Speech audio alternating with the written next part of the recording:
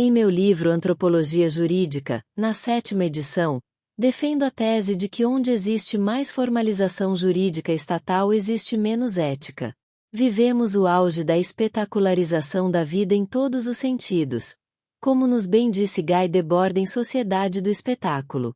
É indubitável que os poderes do Estado moderno, inclusive o judiciário, não podem e não querem fugir a isso.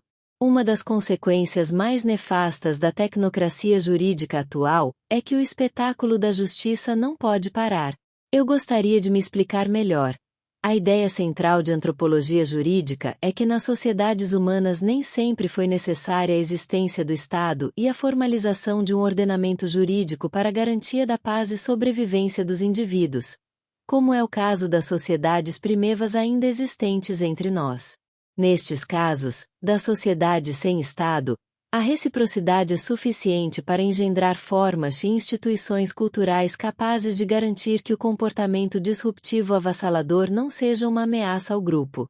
Ao mesmo tempo, e isto me parece fundamental, evita-se que o indivíduo faltoso seja estigmatizado a ponto de perder seu interesse em compor o grupo e com ele contribuir.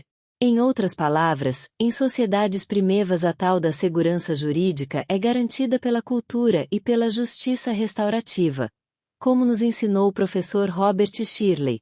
Com base nele desenvolvi as categorias jurídicas das sociedades indígenas.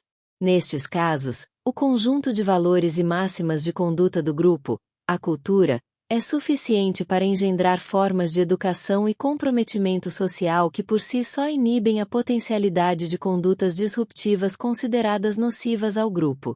E também, com base nesses valores, se condicionam as formas de julgar e punir, chamando para a própria comunidade a responsabilidade de cuidar de si. Os indivíduos autores de condutas tidas como indesejadas são vistos como elementos que estão doentes, possuídos por espíritos malignos, e como tal, como doentes, são passíveis de serem tratados e curados. Portanto, a justiça é uma questão de saúde pública, mais do que uma instituição de presunção, de superioridade, de condenação, confisco ou banimento. A atual crise nas sociedades modernas industrializadas com relação às suas instituições de Estado, mormente, as jurídicas, por exemplo, entre legislativo e judiciário, entre judiciário e executivo, entre os próprios segmentos do judiciário, etc., é, antes de tudo, produto dessa relação conflituosa entre interesses sociais legítimos e a institucionalização tecnocrata do fazer justiça sob os auspícios do Estado. Em uma sociedade primeva não existem leis inócuas ou prejudiciais, porque se existissem, o fato de se tornarem distantes da comunidade os baniria. Da mesma forma, não podem existir elementos que chamem para si o poder de representar a verdade ou a melhor conduta, a não ser quando o grupo assim designa, e mesmo assim como mero representante da vontade coletiva e não como possuidor de uma verdade superior e inquestionável. Nas sociedades primevas não existe espaço para o um único.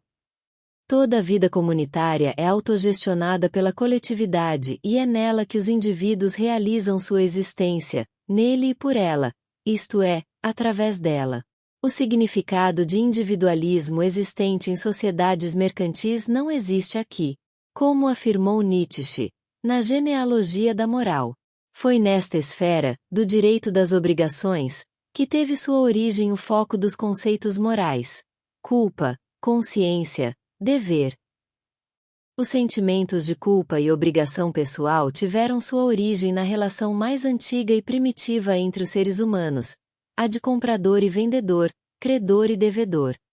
O problema de nosso direito no mundo civilizado é que mais e mais existe uma dicotomia entre a pretensão de emancipação e a necessidade de regulação do Estado. Por quê? Simplesmente porque aprendemos o gosto pela liberdade infinita, ou seja, pela irresponsabilidade de sermos livres. Mais e mais o Estado e suas instâncias de controle oficial parecem se debater entre a irresolução crônica de ter que proporcionar mais liberdade entre indivíduos que se mostram arredios à sua responsabilidade na reciprocidade social.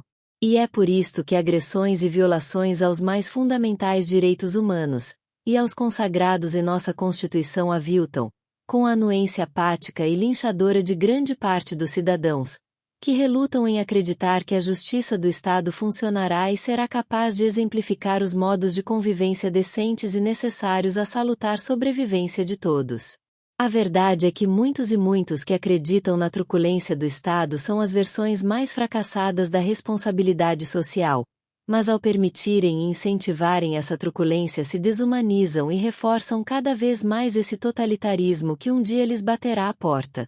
Como a história já o demonstrou, então a lei e a Constituição não servirão de nada.